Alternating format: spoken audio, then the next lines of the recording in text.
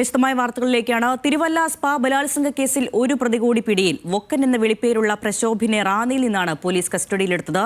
ഇനി 2 പേരെയാണ് പിടികൂടാനുള്ളത്. ശ്രീരാജ് ബാബു നൽകും വിവരങ്ങൾ. ശ്രീരാജ്, എന്താണ് പിടിയിലായ ആളെക്കുറിച്ചുള്ള വിശദാംശങ്ങൾ?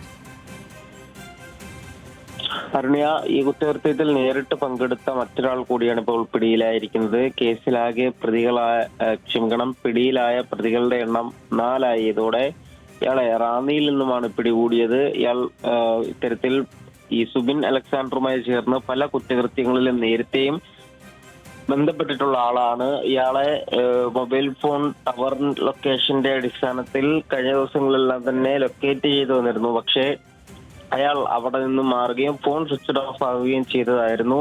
പിടികൂടാൻ കാലതാമസം എടുത്തത് എന്നാണ് പോലീസ് ഉദ്യോഗസ്ഥർ പറയുന്നത്. പക്ഷെ ഇയാളെ റാന്നിയിൽ നിന്ന് തന്നെ പിടികൂടാൻ സാധിച്ചു. 2 പേരെ കൂടിയാണ് ഇനി ഈ കേസിൽ പിടികൂടാനുള്ളത്. 2 പേർ സംസ്ഥാനം വിട്ടുവെന്ന് പോലീസ് കരുതുന്ന 2 പേരാണ്.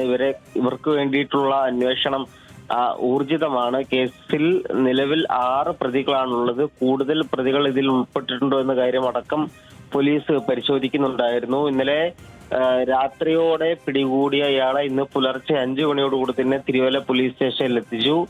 ഇപ്പോൾ മറ്റ് തുടർ നടപടികൾക്ക് ശേഷം കോടതിയിൽ ഹാജരാക്കി റിമാൻഡ് ചെയ്യും. അരുണ്യ, ശരി. പത്തനംതിട്ടയിൽ നിന്ന് ശ്രീരാജ് ബാബുവാണ് വിവരങ്ങൾ നൽകിയത്.